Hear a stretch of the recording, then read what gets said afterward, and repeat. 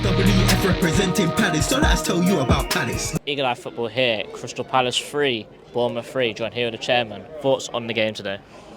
Well, that was a game of many things went on that game, didn't it? I mean, to be fair, when they went 2-0 up, I couldn't see that he's even scoring, and then we went from losing to drawing to nearly winning, then to losing again and drawing, and then we should have won it. So crazy game. I'm happy with a point. I think we should have won though, shouldn't we? Really, honestly, how did he miss that chance? God only knows, but it is what it is. But if you'd asked me at 60 minutes, I would have taken a draw all day long. So I'm sort of semi-happy, but got to be putting them chances away. What do you think Bournemouth did well to stop us from playing and to cut through us like they did? I think I just said to Dan. I think what Bournemouth do very well is they do the simple things very, very well. They close down. They cut off the passing lanes. Basically what happened in the first half was that every time we got the ball, they hassled us, and also because they cut the passing lanes off, there was nobody to pass to. We just constantly giving the ball away. But I think you said it just for half time. We pushed our fullbacks up, which then made them change their shape, and they weren't so comfortable. And obviously, once we got back to 2-2, I think that game plan went out the window. And at that time, you really thought it was only going to be one winner, but obviously our defence had a really poor game, I thought, personally. Then decided to have another poor moment and let them score again, but lucky enough we got back into it. I'm going to say a name to you, and you're going to give me your thoughts on him. It's Yeremy Pino. As I said, honestly, I think he looks pretty on the eye. You know, he runs around, last little touches, very little end product, though. That's the only problem, isn't it? I think he gets marked out of the game a bit too easily. As I said, doing little tricks and flicks in your own half doesn't mean nothing, does it? You've got to do it when it hurts, isn't it? And he's not really doing that. I mean, it gives us something, but not enough going forward, personally. And actually, when he went off and Nketiah come on, I thought the balance of the team, especially going forward, looked so much better.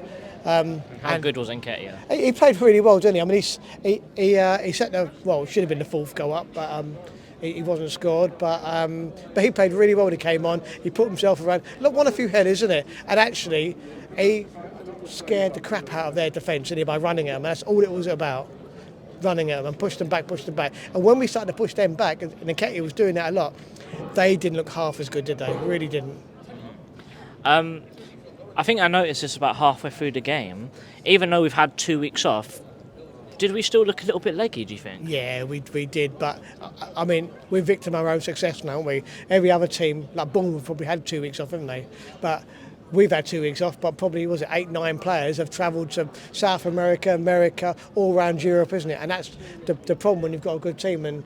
But yeah, we did, but we went about 2-2. I thought they all seemed to find that energy again, and when we pushed on again. But yeah, we did, and I think this is why it's a bit disappointing missing a chance, because I think we're going to go for a stage maybe mid-December where we lose 3 or 4 games, and we have to expect that because we're going to be absolutely knackered.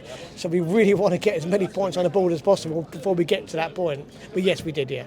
I know that Mateta has got statistically the worst conversion rate of any player in the league so far. Does that surprise you at all? Not really, no. I mean, if he'd have had 6 goals today, you couldn't have complained. I mean, honestly, the big chance at the end, a great header in the first half, and one in just before half time, which was a difficult chance, to be fair, but we have seen him score that plenty of times. But yes, he's had 6 massive chances to score 3 goals. Great, he scored 3 goals, but sometimes you only get the one chance, you've got to put it away. But we said it, didn't we? Up until he scored his first goal, he looked bloody awful, didn't he? But somehow he came out with a hat-trick. But yeah, he does miss too many big chances, yeah. Man of match? You've got to give it to the bloke who scored the hat-trick. I mean, yeah, how could you not give it to someone who scored a hat-trick? But personally, I thought if he hadn't scored the hat-trick, I thought Kamada had a really good game. I thought Mitchell, generally, the whole game played very well. I thought the second half, Munoz was excellent. He managed to find a lot of space. But I'm going to give it to Mateta, but if Mateta hadn't scored the hat-trick, I think Kamada was excellent today. Sharing at the Palace. Always at the Palace.